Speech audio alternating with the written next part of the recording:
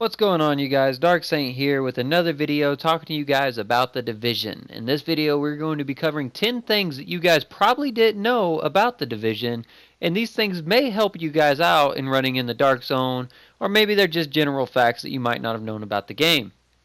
So let's see what we know. Number 1. Seeker Mine with Gas Charge. Now, a lot of you guys have seen my videos and seen my streams, and you've asked, how am I able to stun enemies simply by walking by them? This is actually a side effect of the Seeker Mine with Gas Charge. Now, what a Seeker Mine will do is once it picks up a threat, it will roll towards them and detonate. The Gas Charge actually has 3 detonations instead of just 1. However, it doesn't do any damage, it just simply rolls up next to them and sprays them with gas, which in the end disorientates them. However, you'll notice that I'm able to simply walk by people and still disorientate them. That is actually a side effect of the Seeker Mine. The player using the Seeker Mine will actually have this effect on their person. So once they get within proximity of an enemy, they will stun that said enemy. And this works against any enemy type in the game, including other players. However, the bigger the enemy, the less of an effect they will have, such as some of those big flamers. They will normally come out of it very, very quickly. Now, this doesn't make it to where enemies can't shoot you. It just makes it to where they can't aim. So enemies using flamethrowers or LMGs, like the big heavy tanks, they will still continue to shoot, but they will simply spray across the field. However, if you can get out of their way and move around, they won't be able to hit you at all, and you can quickly pop a lot of shots into them before they can even do anything.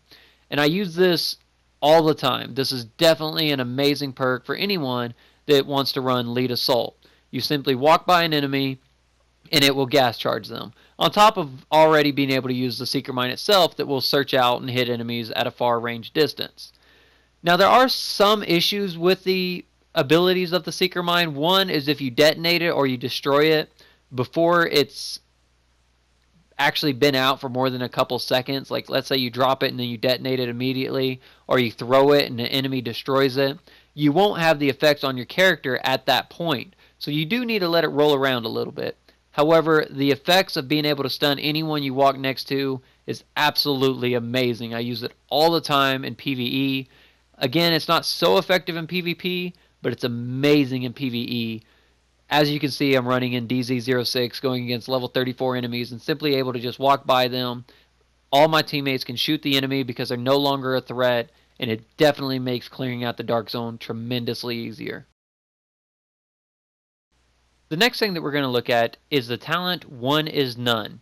Headshots on a hostile target have a 50% chance of not consuming the bullet, and that will return directly back to the magazine, so the bullet will not be consumed and you'll be able to continue shooting. Most of you guys already know this, and most of you guys have already ran this. However, there is a side effect of this that most players don't know or don't use, and that is the ability to combo it with a shotgun.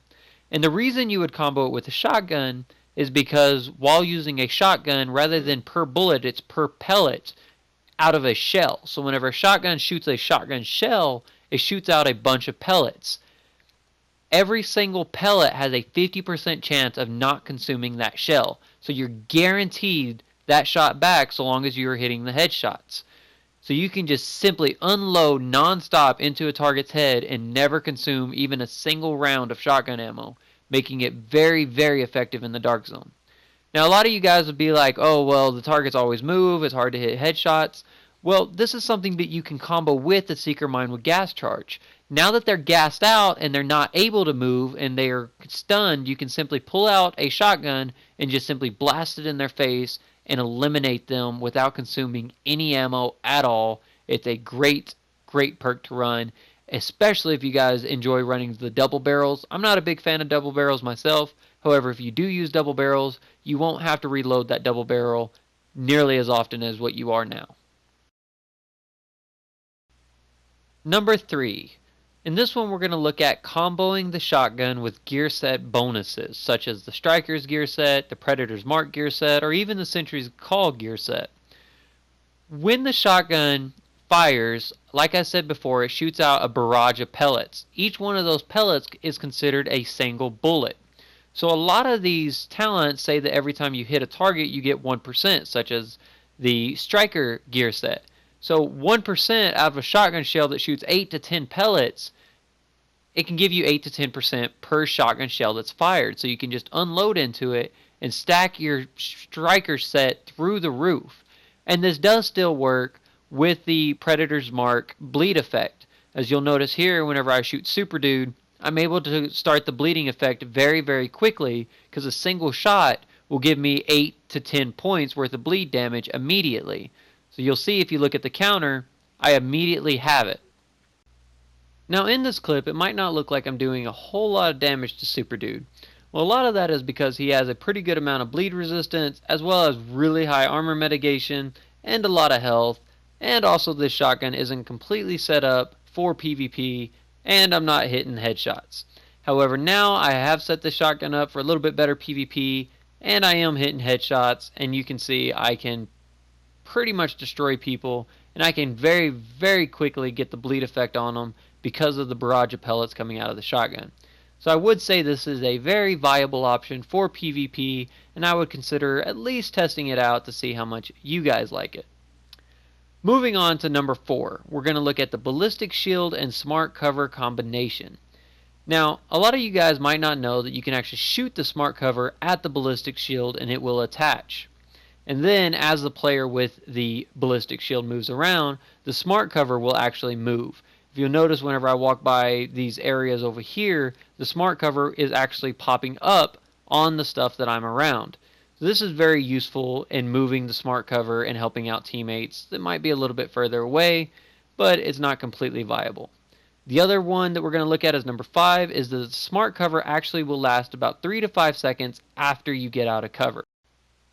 This can actually give you an increase to armor as well as a slight increase to damage that may help you out in a fight or two, especially if you combo with Vision Pulse. As for number 6, we're going to look at Combat Medic and Adrenaline. Now, a lot of you guys might not know about Combat Medic and what the hidden talent is on it. Now, Combat Medic says that it will heal the group for 40% whenever you use a medkit. So long as you're standing near allies, it sounds like it's great.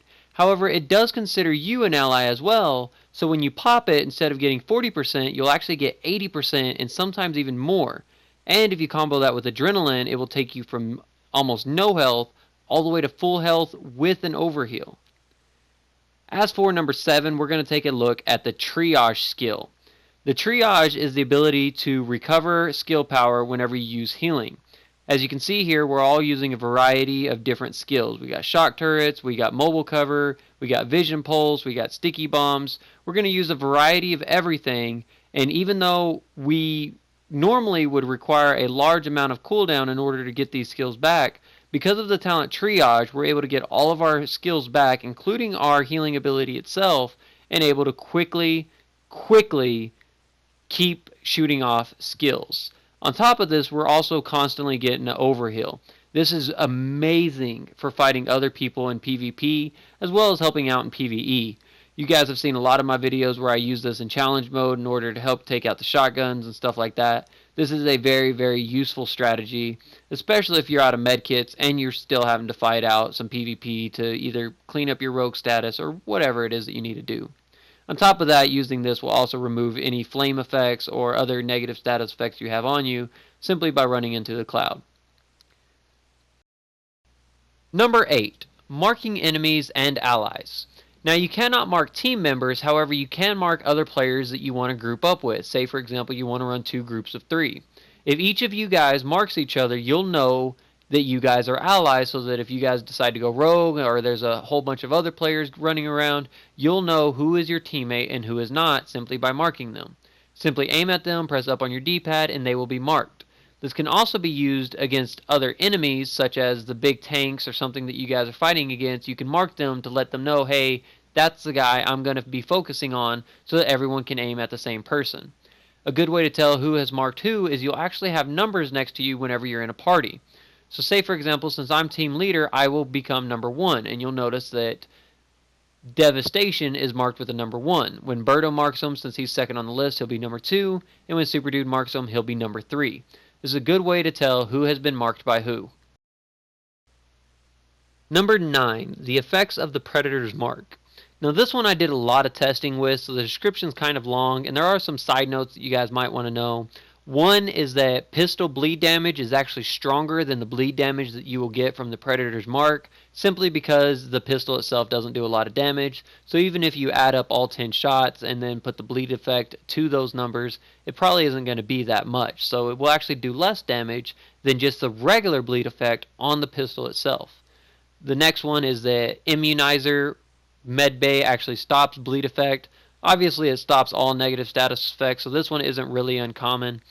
And the last one is the Predator's Mark does not stack, but can combo with flames.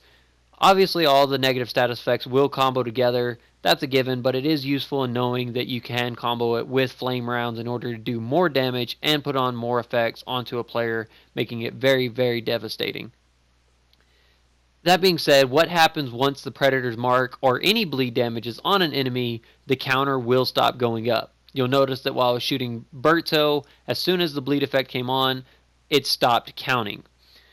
This affects everyone, so if anyone has any bleed effect on their weapon, such as an M1A or a pistol or whatever they're using, if that enemy starts bleeding, then your counters will not go up until the bleed effect has worn off.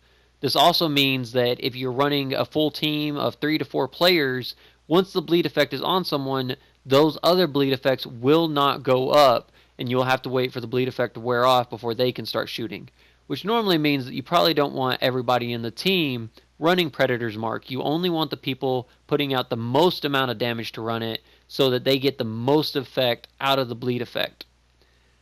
All that being said, Predator's Mark goes off of base damage and not critical damage. The only damages that will increase the amount of bleed that the target receives will be headshots. And again, that will be base headshots and does not take into consideration critical damage. We tested this with the M1A sniper and some healing effects. We all teamed up, and I was able to shoot Super Dude 10 times effectively with my M1A to the face as well as to the body. And doing body shots, I was able to do about 5,000, close to 5,500 points worth of damage just in bleed effect after taking 10 shots to the body. The bleed effect of the headshot actually put them at around 13,000, so it almost tripled the damage by doing headshots. Obviously, my headshot damage is rather high, but it does take into consideration headshots. However, it did not take into consideration the critical damage. As for number 10, some of you guys might be interested in knowing the maximum armor mitigation. Obviously, the maximum armor mitigation is 75%, but how high of an armor do you need to hit 75%? Some of you guys might shoot well over it, and some of you guys might be struggling just to find just the bottom of it so that you don't waste too many armor points. For those of you guys that are interested to know, the maximum armor mitigation is 5,354 armor points. That will get you exactly 75% armor mitigation. Anything higher than that, and it's a waste of armor points. Anything lower than that, and you're not going to be at 75%. If you have 5,353 armor points, you will be at 74.99 armor mitigation. Just so you guys know what you're aiming for in order to reach maximum armor mitigation. Now I'm going to go ahead and throw in an extra fact. This is for some of you guys that are curious to know about how I'm able to run 7 med kits instead of simply 5. This isn't a DLC that I unlocked. This isn't something I got for pre-ordering. This is actually something that is available on Agent Origins. I will leave a link in the description box below that you guys can click on. It will take you to the Agent Origins website. You simply log in, type in the platform that you're on, and type in the code that you'll see on screen, Agent Origins. This will unlock several few intro level, like level 5 items that have some extra perks on them that are really designed just to help you get started in the game. However, one of them is called the Paramedic Backpack that adds 2 medkits. You can simply equip it, pick up your medkits, and equip your other backpack, and you will be able to carry 7 medkits. Similar how you can do that with ammo, simply equip a armor piece that has increased ammo capacity, pick up your ammo, and walk off. Go ahead, re-equip the backpack you prefer using for PvP or PvE, and you'll have maximum ammo as well as 7 extra med kits to use at your discretion. Now before I leave, I wanted to talk to you guys about something for just a second here, and that is whenever I do the Dark Saint helps. Now, most of the time, whenever I've been doing the Dark Saint helps, I've been doing the Dark Saint helps people get through Falcon Lost. Obviously, there's a new incursion out, and Falcon Lost has kind of lost a lot of its, hey, I want to go play Falcon Lost kind of theme or feel to it, especially considering you can find all the stuff that you're looking for in the Dark Zone. So I was going to ask you guys, do you guys really want to continue running the Falcon Lost on challenge mode, or would you guys prefer help in the Dark Zone? Now obviously I know some of you guys are not level 200 and above, and it would take you a little bit to get into this Dark Zone. I am totally willing to help you guys get there if I'm able to pick you guys up, if you guys are selected to run with the team. I know that sounds kind of rude whenever I say it like that, and I don't mean that rude. I'm just saying if I'm able to actually run with you guys, if I start up a stream, you guys are there, and I pick you guys up. If that happens, what do you guys want to do? Do you want to run in the Dark Zone and get some better gear, or would you rather run the incursion on Falcon Lost? So please leave a comment in the comment section below. Let me know what you guys would rather do. Now, the benefits of running the incursions is that it will limit the type of rewards that you can get. Say, for example, you run Falcon Lost, you will only get the old gear sets, and if you run Clear Sky, you will only get the new gear sets. However, that's not to say that you're going to get the gear set that you're looking for. So I recommend running the Dark Zone. However, if you guys would prefer to run the incursions, that's fine with me. Just leave a comment. Let me know what you guys would prefer to do, and we will go from there. Just because I don't want you guys to feel like I don't care or I'm just cheating you guys out of some good loot. I am totally fine with running with you guys in the 200 plus Dark Zone, taking you to DZ0506, helping you guys kill some bosses and getting some loot extracted out of there. Now, if this works, I would probably run anywhere from 45 minutes to an hour per person that I ran with, and I would probably run it again with Super Dude in order to give myself a little bit of a backup, because a lot of these bosses are a very, very, very big challenge. Either way, you guys, let me know what you guys want to do. Leave a comment below. Be sure to like, comment, and subscribe if you guys haven't already, and I will catch you guys next time in the next video.